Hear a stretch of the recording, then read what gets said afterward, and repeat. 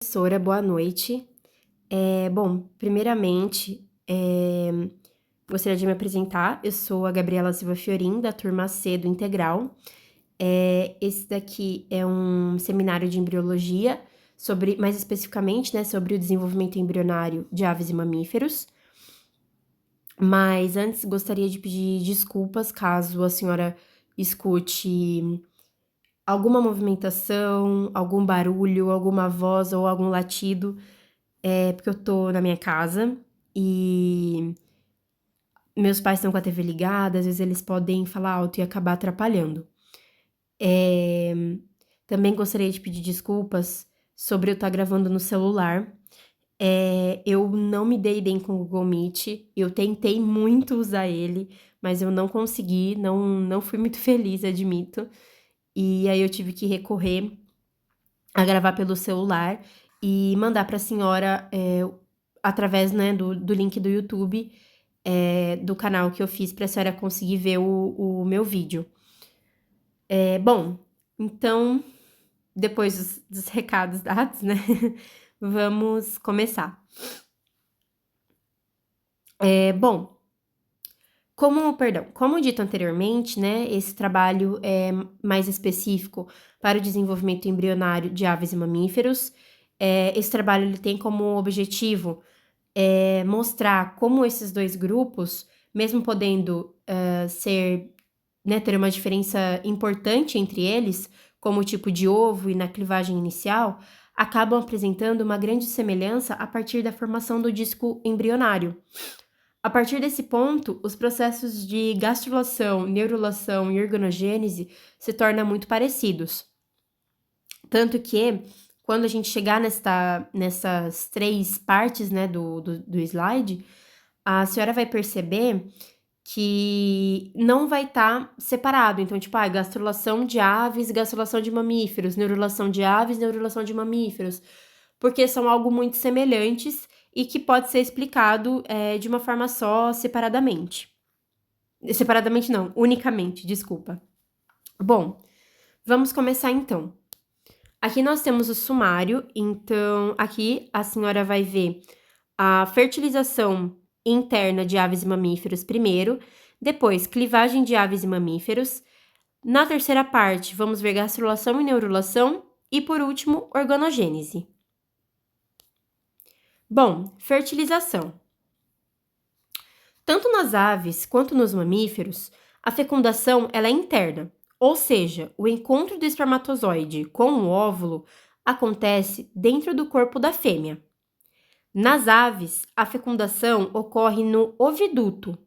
O embrião começa a se desenvolver ainda dentro do corpo da fêmea, mas logo é envolvido por várias camadas protetoras, como a clara e a casca, como mostrado aqui, ó, na imagem que eu retirei. Então, aqui nós temos uma imagem, uma exemplificação, na verdade, de um ninho, aonde eu tenho os meus ovos que já estão fora meu Deus, perdão, que já estão fora da mãe, né, da fêmea, e agora estão no ambiente externos, protegidos pela camada da clara e também da casca.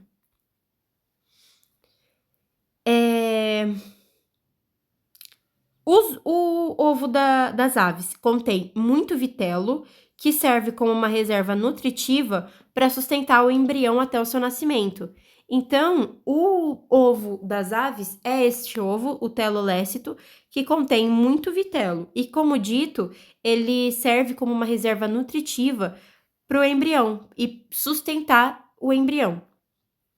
Já nos mamíferos, a fecundação também é interna, mas nesses animais, o desenvolvimento acontece dentro do útero da mãe.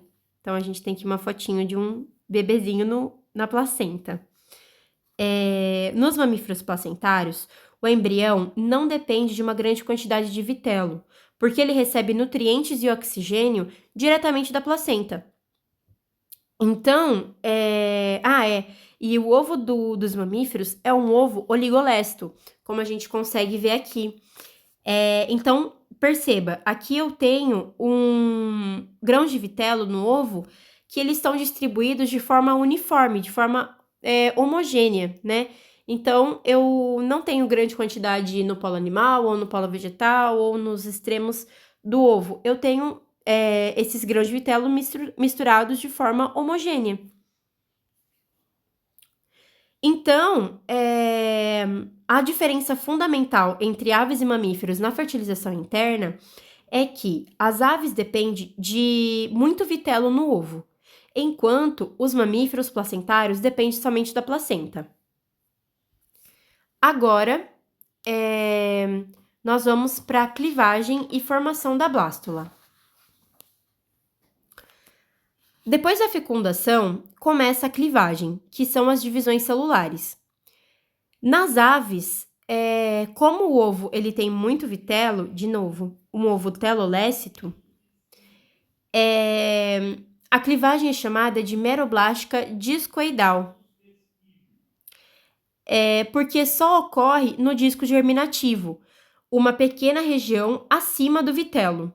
Desta forma, forma-se o disco embrionário achatado sobre a superfície do ovo. Então, aqui a gente consegue ver uma segmentação meroblástica discoidal. Então, aqui eu tenho o meu zigoto, aqui eu tenho 2 células, aqui eu tenho 8 células, que são chamados, né, essa parte da célula é chamada de micrômero e mais abaixo macrômero, por causa do tamanho dessas células. Então, aqui eu vou ter a minha mórula e depois a minha blástula. Aqui a gente também tem a mesma imagem, basicamente, né? Só que aqui vai mostrar um pouquinho mais de perto essa clivagem, né? Essa divisão celular. Então, aqui eu tenho o estágio de 2 células, aqui eu tenho o estágio de 4 células, aqui o de 8, aqui eu já tenho a minha mórula, né? A zona pelúcida. Aqui eu tenho o blastocisto inicial e aqui eu tenho o blastocisto já formadinho. Perceba que quando o blastocisto ele tá formado, a minha zona pelúcida ela entra em degeneração, a cavidade do meu blastocisto ela aumenta, o troploblasto ele diminui quando o blastocisto ele tá tardio.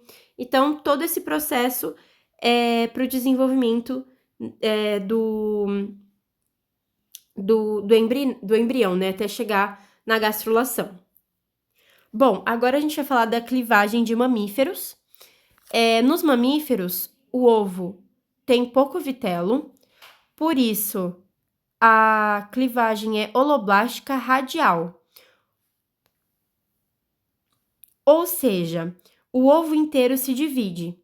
Surge então o blastocisto, que contém um grupo de células chamado de massa celular interna. É dessa massa celular que se forma também o disco embrionário bilaminar. Bom, então aqui a gente consegue ver o ovo, né? Que é um ovo oligolécito, com grãos de vitelo distribuídos no ovo de forma uniforme. Homogênea. Aqui nós conseguimos ver o tipo de clivagem, que é uma clivagem holoblástica radial. Então, aqui eu tenho o meu ovo fecundado, que vai se dividir em 2, depois vai se dividir em 4, em 8. Aqui já são 8 células bonitinhas. Aqui já são 16, aqui já são 32 e aqui é a minha mórula. Aqui nessa imagem, a gente também consegue ver essa imagem né, no microscópio. Aqui nós temos também o blastocisto, então aqui nós temos a massa interna, aqui nós temos a cavidade do blastocisto, o tropoblasto, o trofloblasto, desculpa. Aqui é a mesma coisa, só que de uma forminha também um pouco mais didática. Esse daqui é o nosso disco embrionário bilaminar. Então, aqui nós temos os sinciocirtofloblasto, aqui nós temos a membrana de Hauser se formando. Depois vamos ter a cavidade vitelina primitiva, o hipoblasto, a membrana de Hausen se formando de novo, o epiblasto, a cavidade amiótica, o citotrofoblasto também, o capilar materno rompido, extravasando sangue para o interior da lacuna. Então, esse daqui é a nossa clivagem e os processos da formação para a formação dos mamíferos até a gastrulação. Bom, então, mesmo com os tipos de clivagem diferentes, né, nós conseguimos perceber um resultado final nas aves e nos mamíferos, que elas são muito parecidas, né, esses estágios. Ambos formam um disco embrionário, e a partir desse disco que vão acontecer, né, os próximos processos de desenvolvimento, que são a gastrulação, neurulação e a organogênese. Gastrulação. A gastrulação é uma das etapas mais importantes do desenvolvimento. Ela começa com a formação de uma estrutura chamada linha primitiva no disco embrionário. A linha primitiva, ela vai dar origem os 3 folhetos embrionários.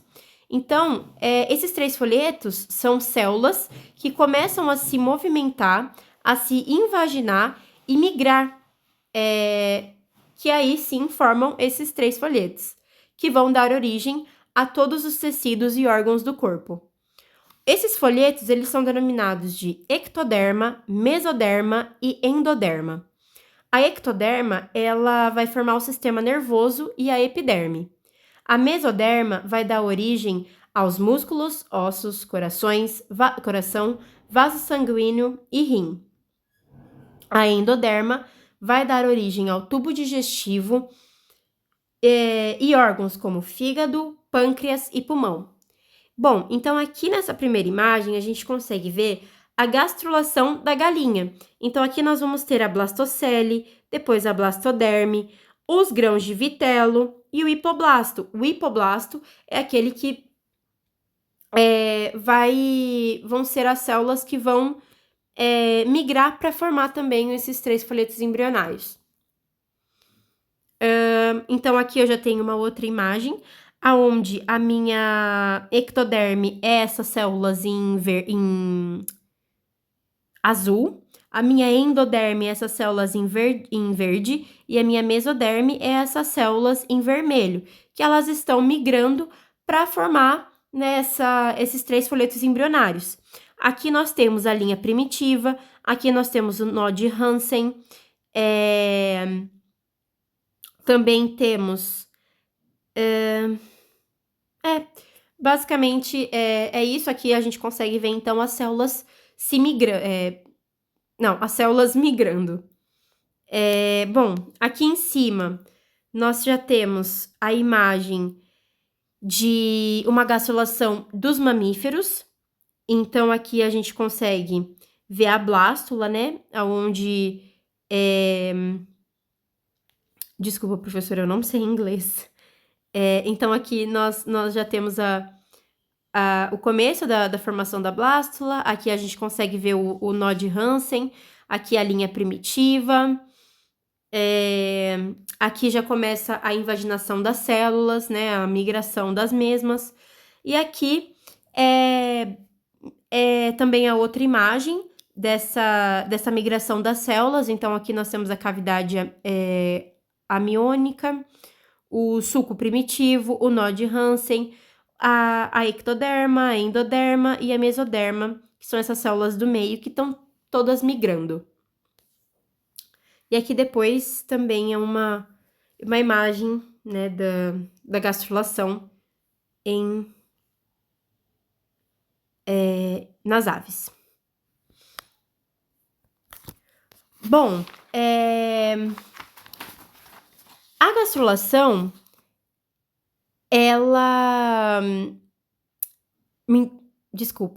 na gastrulação, o embrião, ele vai deixar de ser um disco de 2 camadas e vai passar a ter uma organização muito mais complexa, com 3 camadas germinativas. Bom, agora nós vamos para a neurulação. Logo após a gastrulação, vem a neurulação, que é a formação do sistema nervoso central. O ectoderma se espessa e forma a placa neural. Essa placa vai se dobrando e se fechando, formando o tubo neural, que dará origem ao cérebro e à medula espinhal. Além disso, forma-se as cristas neurais, que são grupos de células que migram para diferentes partes do corpo. Elas vão dar origem a várias estruturas importantes, como parte do sistema nervoso periférico, células da face e também células pigmentares, chamadas de melanócitos. Esse processo é praticamente igual em aves e mamíferos, mostrando como o disco embrionário inicial conduz um desenvolvimento muito parecido. Bom, então aqui na primeira fotinho, nós já temos, né, uma fotinho de uma neurulação de algum embrião. Aqui é o início da minha neurulação. Então, aqui a gente consegue ver as pregas neurais. Aqui a gente vai conseguir ver o sulco neural, a placa neural, que vai dar origem ao tubo neural, que vai ser responsável pela formação do cérebro e da medula espinhal. Aqui nós temos a notocorda, aqui a mesoderme, aqui a linha primitiva, a membrana cloacal. Aqui, esse é o início da neurulação, né? Aqui a gente já tá na metade da neurulação, então a gente consegue ver ela já formando uma outra forma. Então ainda temos as pregas neurais, aqui temos o sulco neural, mesoderma paraxial, mesoderma intermediária, mesoderma lateral, mesoderma parietal, mesoderma visceral. Ainda temos a linha primitiva, temos a notocorda, a endoderme, as cristas neurais, que vão migrar para diferentes partes do nosso corpo. Aqui nós já temos a parte mais completa, né? Final da minha neurulação, que então ela fica assim. Então eu tenho o neuróporo anterior, então aqui ele já tá se fechando mais. Aqui eu tenho a crista neural, o tubo neural, o celoma intraembrionário, o celoma extraembrionário, o intestino médio, o neuróporo posterior, a linha primitiva, a mesoderma visceral, o saco vitelino, a mesoderma parietal, a mesoderma intermediária, o somito, que vai dar origem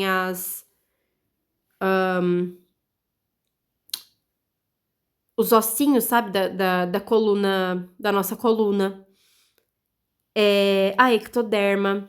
Aqui a gente também tem outro esqueminha sobre a neurulação. Então, assim, basicamente, a neurulação, ela vai dar origem ao nosso sistema nervoso.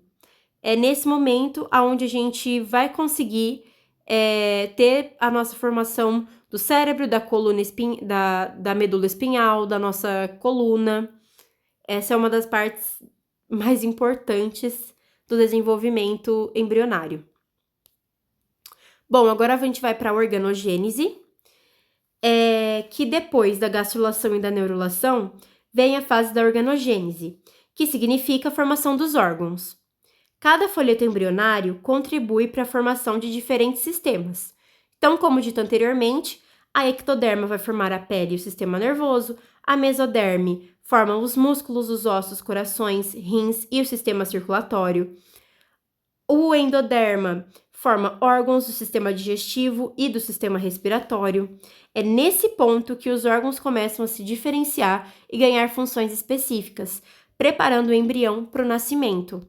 Então, aqui nessa imagem, a gente consegue ver um brotinho de bracinho de um feto. Aqui a gente consegue ver também em uma imagem do microscópio os somitos, o tubo neural, o somito que vai dar origem aos nossos ossinhos da coluna. Aqui vai ser a medula.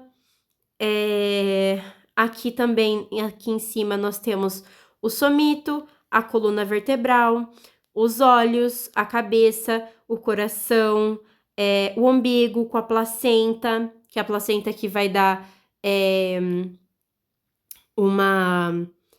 os nutrientes necessários e a oxigenação pro bebê. Aqui também nós temos outra imagem, a mesma dessa. E aqui nós temos a imagem da formação dos bracinhos. Então, aqui começam a crescer os ossos, a cartilagem, para conseguir formar depois, né, um ser humanozinho, um bebezinho inteiro formado. Bom, para conclusão, a gente consegue ver, né, que as aves e os mamíferos apresentam ovos e clivagens diferentes, ambos acabam formando um disco embrionário semelhante. A partir daí, os processos de gastrulação, neurulação e organogênese acontecem de forma muito parecida nos dois grupos. Isso mostra que, mesmo em adaptações diferentes, como o vitelo abundante nos ovos das aves e a placenta nos mamíferos, existe uma base comum no desenvolvimento embrionário, refletindo a história evolutiva compartilhada dos vertebrados. Bom, professora, muito obrigada pela atenção e espero que a senhora tenha gostado.